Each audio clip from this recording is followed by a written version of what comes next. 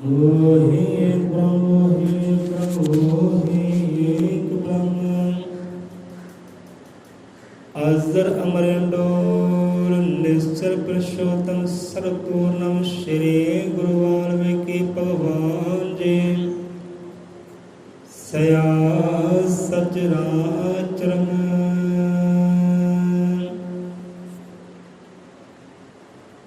सतनाम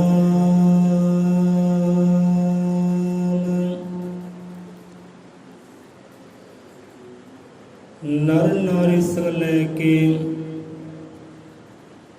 थाल कलश चढ़ाइए,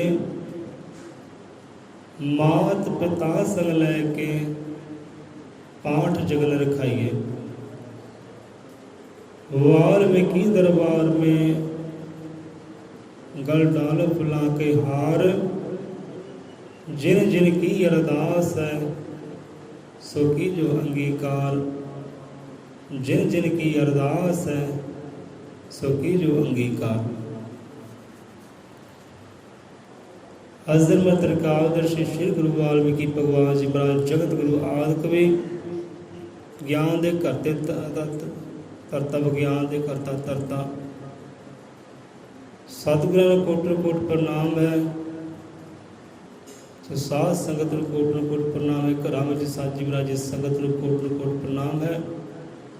सो आ जाते शब्द विचार ते, क्योंकि बाणी का फरमान है, संतां का फरमान है, गुरुआं पीरां का समझाना है कि शब्द गुरु बिन बंदा ऐदा, शब्द जिमें विचार दे बज।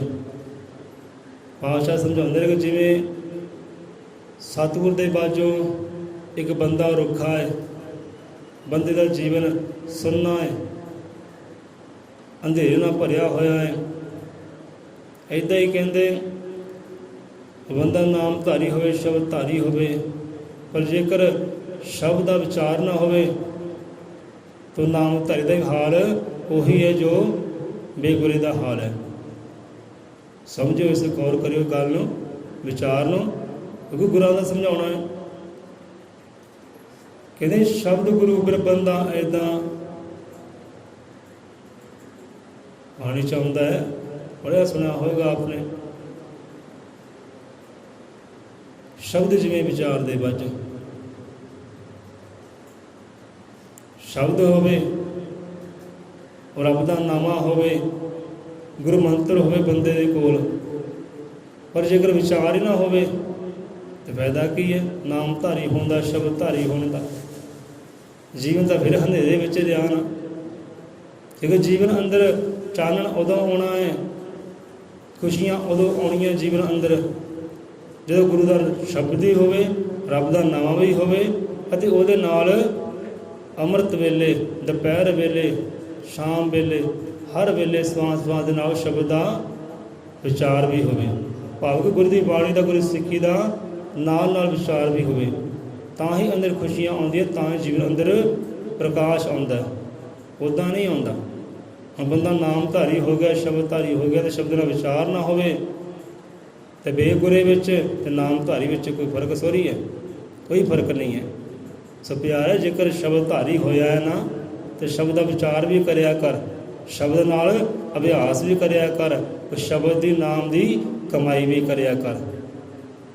विचार जरूरी है।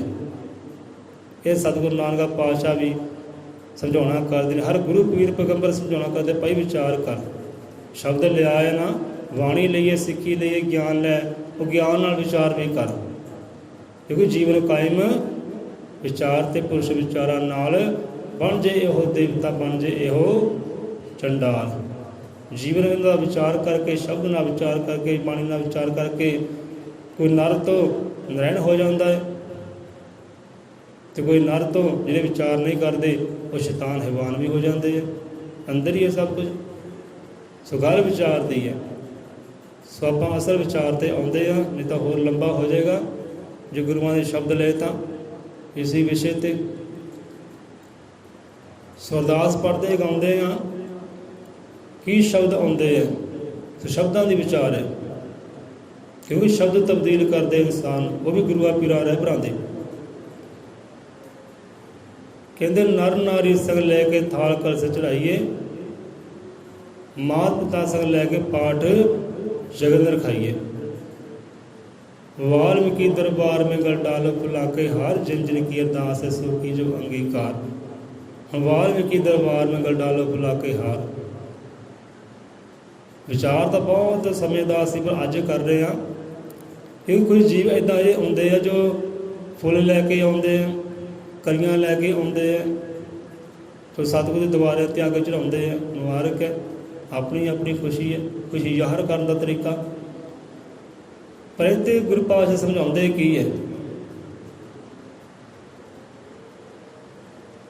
सो पहला नर नारी संग लैके थाल कल चढ़ाइए। हुण कई बार इदां हुंदा है, घर विच नर नारी है, पति पत्नी है। हुण एक दी शरधा हुंदी है सत्संग दे नाल, एक दी शरधा होंदी है बाणी दे नाल कि मैं भाई बाणी सुना, मैं भाई बाणी पढ़ा, मैं बाणी का विचार करा, जिन्ना समा हो सकता मिलता समा मैं बाणी नाल जुड़िया रहा, विचार करता रहा। सत्संग वाला सुभाव मैनूं प्राप्त होंदा रहे। एक दा सुभाव यह होंदा है,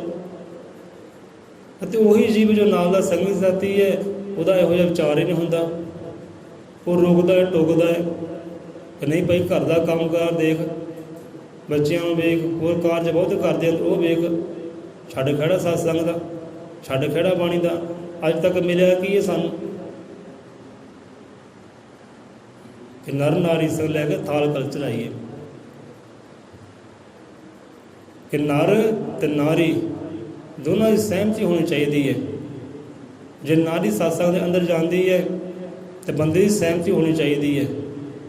बंदे ने कबूल होना चाहिए कि लै भाई तू जा, साढ़े को नहीं जा होंदा, तुसी जाओ, पूरी आग्या जी सदके जाओ। पर जेकर बंदा रुकदा है, टोकदा है, फिर वो कारज जिहड़ा सपूर्ण नहीं होंदा। जे तुसीं अपनी मर्जी ना आउंदे, धक्के ना आउंदे हो, जोर शोर ना आउंदे हो, आपां तां भाई जाना ही जाना है।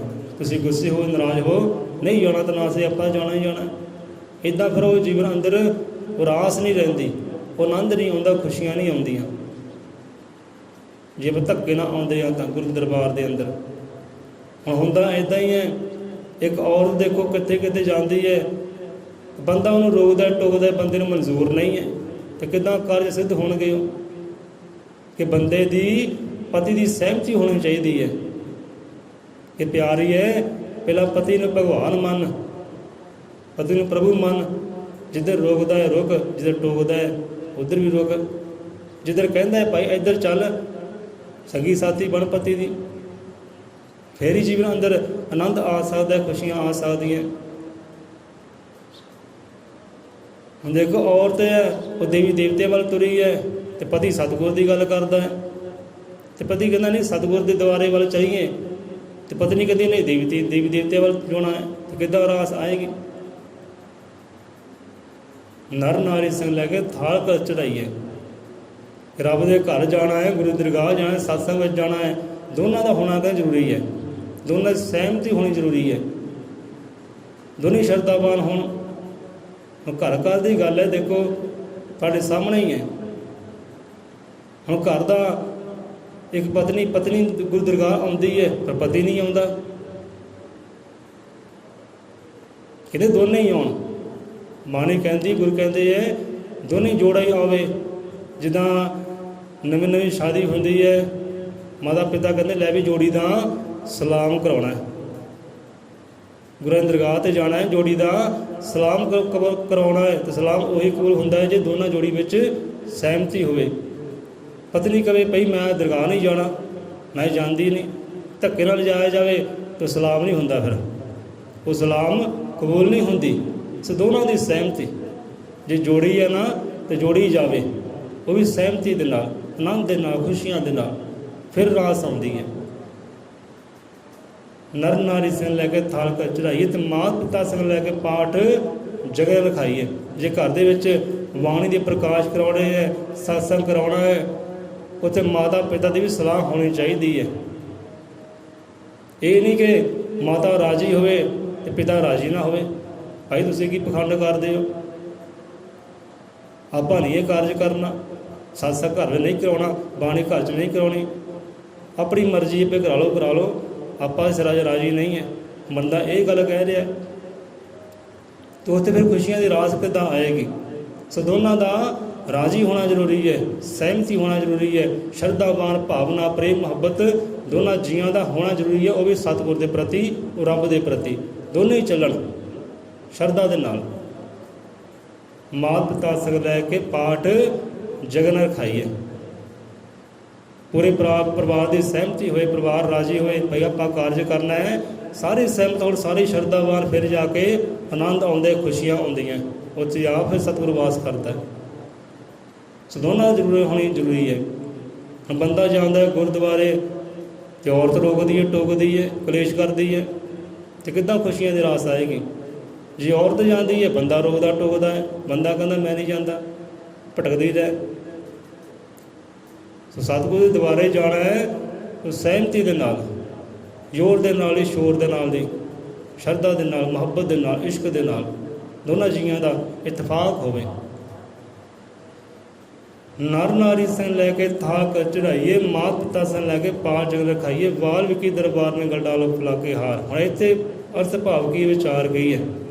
ਸੰਗਤ ਕੁਝ ਹੋਰ ਲੈ ਕੇ ਤੁਰਦੀ ਹੈ, ਪਰ ਸ਼ਬਦ ਕੁਝ ਹੋਰ ਕਹਿ ਰਹੇ ਆ।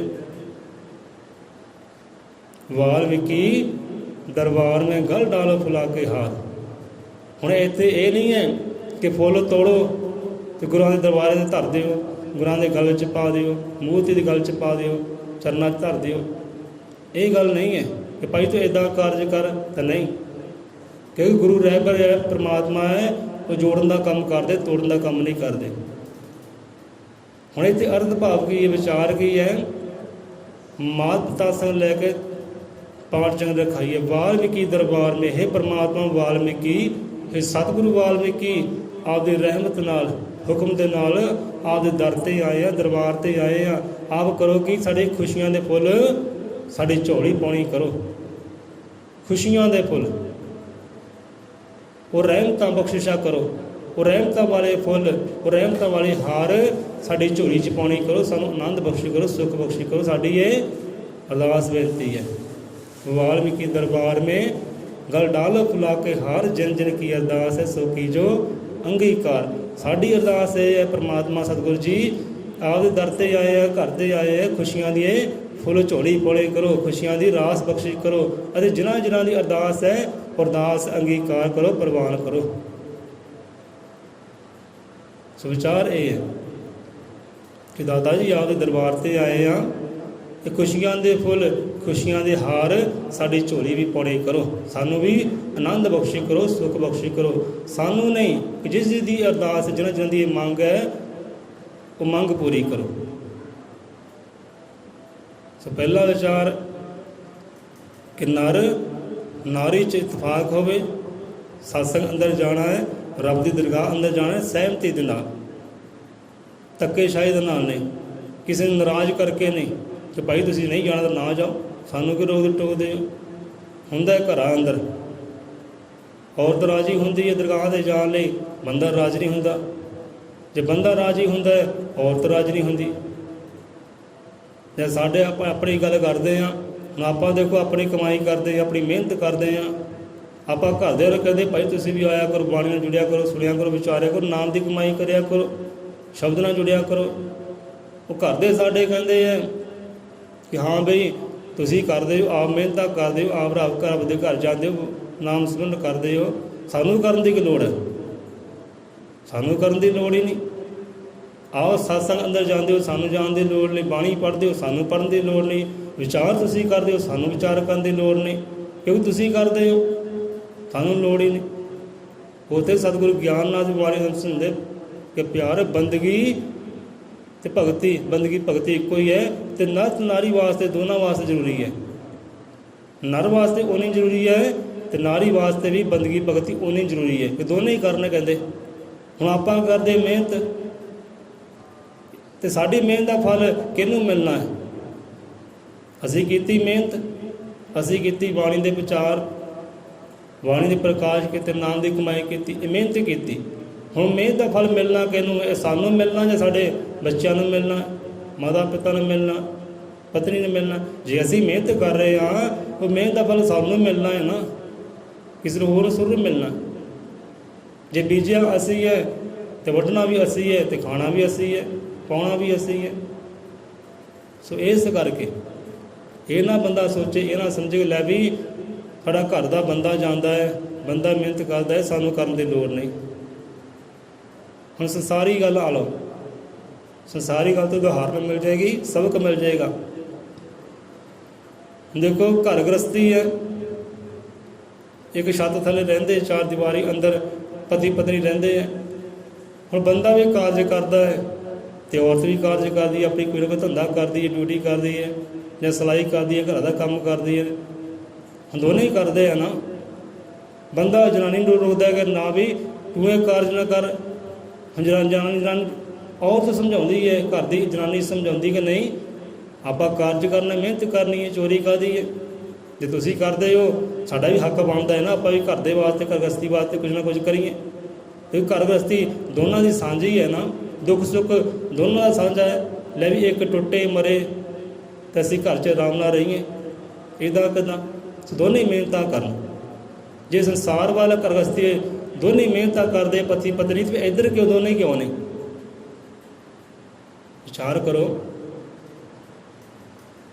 ਜੇ ਘਰ ਗ੍ਰਸਤੀ ਚਲਾਉਣ ਵਾਸਤੇ ਦੋਨੇ ਪਤੀ ਪਤਨੀ ਕੰਮ ਕਰਦੇ ਆ, ਵਰਕ ਕਰਦੇ ਆ, ਤੇ ਇੱਧਰ ਮਿਹਨਤ ਕਿਉਂ ਨਹੀਂ ਕਰਦੇ?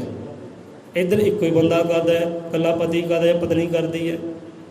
ਇੱਧਰ ਵੀ ਦੋਵੇਂ ਕਰਨ ਨਾ, ਜੇ ਉੱਧਰ ਦੋਨੇ ਹੀ ਕਰਦੇ ਆ ਤਾਂ। ਹੁਣ ਦੇਖੋ ਕੋਈ ਔਰਤ ਟੀਚਰ ਹੈ, ਕੋਈ ਪ੍ਰਿੰਸੀਪਲ ਹੈ, ਕੋਈ ਜੱਜ ਲੱਗੀ ਹੈ, ਉਹ ਆਪਣੀ ਮਿਹਨਤ ਕਰਦੀ ਹੈ। ਜੋ ਉਹ ਮਿਹਨਤ ਕਰਦੀ ਹੈ, ਇੱਦਾਂ ਨਹੀਂ ਕਿ ਪਤੀ ਜਿਹੜਾ ਘਰ ਬਹਿ ਕੇ ਖਾਂਦਾ ਹੈ। ਪਤੀ ਵੀ ਕੋਈ ਨਾ ਕੋਈ ਡਿਊਟੀ ਕਰਦਾ ਹੀ ਹੋਏਗਾ ਨਾ, ਨੌਕਰੀ ਪੇਸ਼ਾ ਕਰਦਾ ਹੋਏਗਾ, ਦੋਨੇ ਹੀ ਕਰਦੇ ਆ। ਜੇ ਸੰਸਾਰ 'ਚ ਦੋਨੇ ਹੀ ਮਿਹਨਤਾਂ ਕਰਦੇ, ਮੁਸ਼ੱਕਤ ਕਰਦੇ ਆਪਣੇ ਘਰ ਦੇ ਵਾਸਤੇ, ਘਰ ਗ੍ਰਸਤੀ ਵਾਸਤੇ, ਤਾਂ ਨਾਮ ਦੀ ਕਮਾਈ ਵੀ ਦੋਨੇ ਹੀ ਕਰਨ। ਫਿਰ ਹੀ ਖੁਸ਼ੀਆਂ ਆਉਂਦੀਆਂ, ਫਿਰ ਹੀ ਉਹ ਰਾਸ ਆਉਂਦੀ ਹੈ। ਦੋਨੇ ਹੀ ਕਰਨ, ਦੋਨੇ ਰਾਜੀ ਹੋਣ। ਭਾਈ ਆਪ ਨਾਮ ਦੀ ਕਮਾਈ ਕਰਦੇ ਹੋ, ਆਪਾਂ ਵੀ ਕਰਨੀ ਹੈ। ਆਪ ਸ਼ਬਦ ਵਿਚਾਰ ਕਰਦੇ ਹੋ, ਆਪਾਂ ਵੀ ਕਰਨਾ ਹੈ। ਆਪ ਸਤਸੰਗ ਅੰਦਰ ਜਾਂਦੇ ਹੋ, ਆਪਾਂ ਵੀ ਆਪਦੇ ਨਾਲ ਜਾਣਾ, ਉਹ ਵੀ ਖੁਸ਼ੀਆਂ ਨਾਲ ਜਾਣਾ ਹੈ। ਲੜਾਈ ਝਗੜਾ ਕਰਕੇ, ਕਲੇਸ਼ ਕਰਕੇ ਨਹੀਂ, ਖੁਸ਼ੀਆਂ ਨਾਲ ਜਾਣਾ, ਰਜਾ ਦੇ ਨਾਲ ਜਾਣਾ ਹੈ।